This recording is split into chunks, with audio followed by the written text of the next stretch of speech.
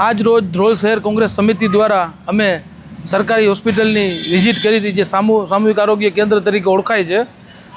તો ત્યાં જઈ અને અમે બધા પેશન્ટ સાથે પણ વાત કરી, ત્યાંના સ્ટાફ સાથે પણ વાત કરી અને નવી જે હોસ્પિટલ જે બની છે નવી, ત્યાં પાછળ તેની વિઝિટ કરી.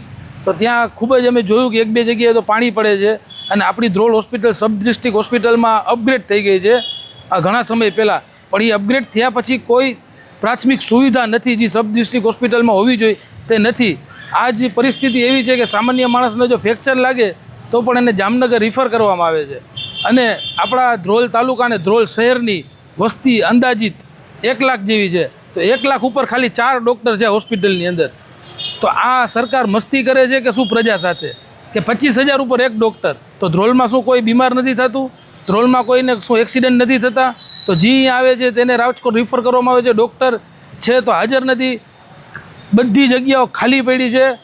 એમડી ડૉક્ટર કોઈ સારા નથી, અનુભવી ડૉક્ટર કોઈ સારા નથી, ગાયનેક નથી, કાર્ડિયોલોજિસ્ટ નથી, યુરોલોજિસ્ટ નથી, કોઈ ડૉક્ટર અહીંયા નથી અત્યારે.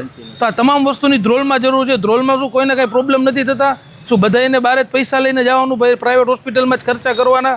તો આજ રોજ અમે શહેર કોંગ્રેસ તરફથી માંગણી કરી છે સરકારને અને સરકારના અધિકારીઓને, જે લોકતંત્રનો આજે સ્તંભ રૂપ મીડિયા છે, મીડિયા દ્વારા અમે માંગણી કરી છે કે તાત્કાલિક ધોરણે અમારી માંગણી બધી પૂર્ણ કરે અને ધ્રોલ સરકારી હોસ્પિટલમાં જેટલી ખાલી જગ્યા છે તે તાત્કાલિક ભરે અને જે હોસ્પિટલ બંધ હાલતમાં જે નવું બનાવ્યું છે, જે પડ્યું છે, ને તેને તાત્કાલિક ઉદ્ઘાટન કરવું. તમે ઉદ્ઘાટન કરો પણ ચાલુ કરો, જેથી પબ્લિક હેરાન થાય છે, હેરાન ન થાય.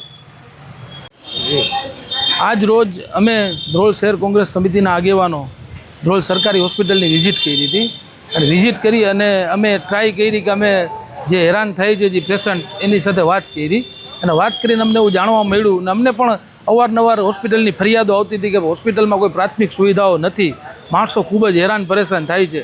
તો આજે અમે આવ્યા તો અહીંયા જોયું કે આખા હોસ્પિટલની અંદર 1 થી 2 ડૉક્ટર હાજર હતા. ટોટલ ડૉક્ટર 4 છે, એમાંથી એક ડેન્ટલ છે, બાકી બધા 3 ડૉક્ટર છે, એમાંથી એક MBBS ને MD છે, પણ એ બધાય અનુભવી નથી. ધ્રોલમાં અનુભવી ડૉક્ટરની જરૂર છે. ધ્રોલમાં લગભગ જગ્યાઓ ખાલી પડી છે. ધ્રોલમાં હોસ્પિટલનો મેકમ ખર્ચ ખૂબ જ નાનો છે, જે આજથી 10 વર્ષ પહેલાં મંજૂર થયો તો તે જ મેકમ ખર્ચ હજી પણ ચાલે છે. ધ્રોલ શહેર અને ધ્રોલ તાલુકાની વસ્તી અત્યારે અંદાજિત 1 લાખ જેવી થઈ ગઈ છે અને ધ્રોલ તાલુકા અને ધ્રોલ શહેરનું મોટામાં મોટું હોસ્પિટલ હોય તો ધ્રોલ સરકારી સામૂહિક કેન્દ્ર સરકારી હોસ્પિટલ છે.